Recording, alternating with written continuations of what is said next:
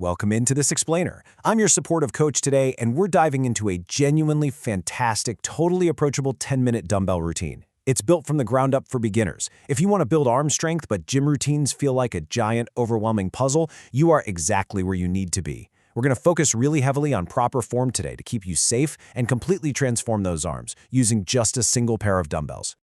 Here is our game plan for today. We've got setup, weights, and timing, classic curls and hybrids, negatives and grips, alternating moves and angles, and we'll wrap it all up with scheduling and recovery. All right, let's jump straight into Section 1, Setup, Weights, and Timing, where we build your foundation. So if you're brand new to strength training, grab dumbbells somewhere in the 5 to 30 pound range. That is your absolute sweet spot. Starting on the lighter side lets you safely master the form and really protect your joints. Then, as you get stronger over time, you can safely bump up the intensity by adding just 2 to 5 pounds, but only once your current weight feels almost too easy by the end of your interval.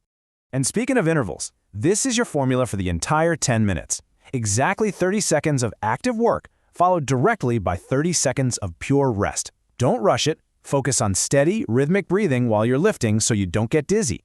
Then, use those 30 seconds of rest to catch your breath, shake out that deep muscle fatigue, and quickly log your reps so you can track your amazing strength gains over time. Moving right along to Section 2, Classic Curls and Hybrids. These are your foundation movements.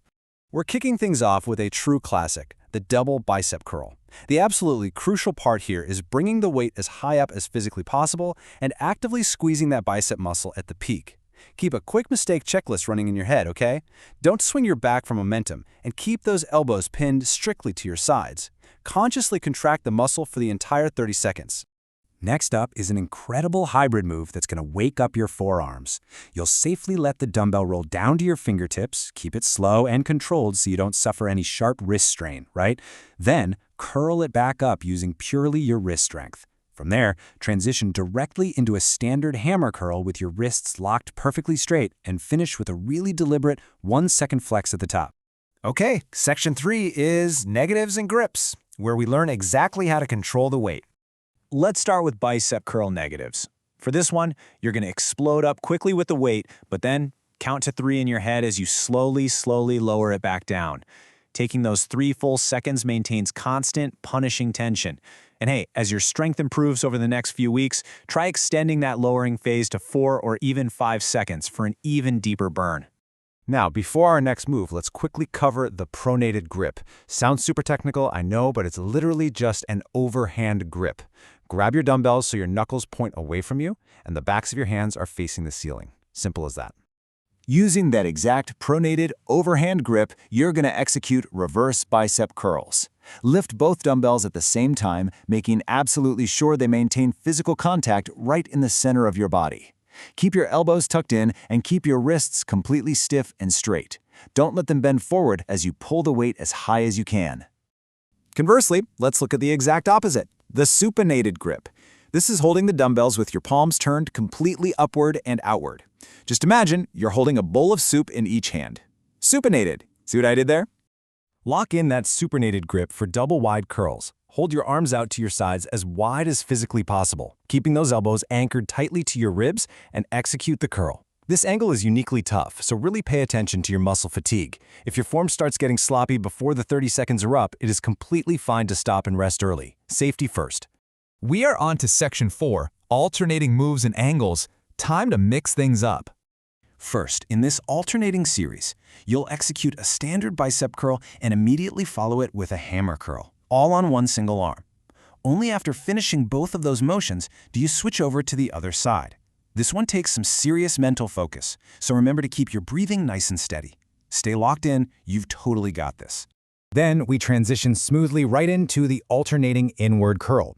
This mimics the up and down of a hammer curl, but changes the path straight inward toward the center of your chest. Make sure to keep your elbows firmly planted at your hips to really isolate that bicep as you go left, right, left, right. Now take a look at this comparison, the classic curl versus the double bicep half curl. Unlike a classic curl where you try to pull all the way up to your shoulders, the half curl demands absolute control. You have to stop the very second your elbows hit a strict 90-degree angle. Holding the weight right there at the halfway point forces your muscles to work incredibly hard just to stabilize everything. Let's bring it back to basics with simple alternating hammer curls. Alternate lifting each arm using that neutral thumbs-up grip. A quick form check here, make sure you aren't swaying your hips. Keep your core tight and consciously squeeze the bicep at the absolute peak of every single rep. And here we are at the final active movement. This is the ultimate forearm busting hybrid. Safely and slowly roll the weight down to your fingertips. Again, preventing wrist strain is key here. Curl the wrist and explode straight into a double bicep curl. You are going to feel some heavy muscle fatigue right about now, but push through it safely.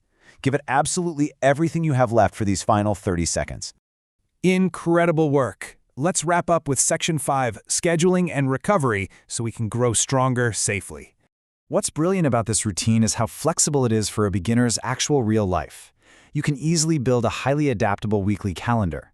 Do 1 or 2 rounds in a single sitting, or if your day is super packed, just spread those quick 10-minute rounds out over the entire day. You can repeat the workout on as many days as you want, as long as you follow one golden rule. That golden rule? You absolutely must give yourself 24 to 48 hours of total rest between sessions.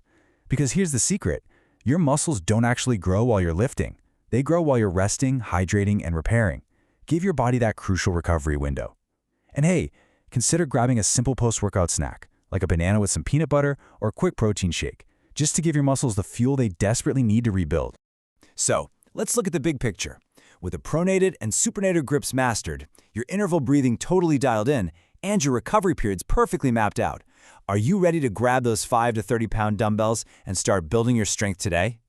Bookmark this explainer, use these techniques as your personal coaching manual, and go make it happen. Seriously, what are you waiting for?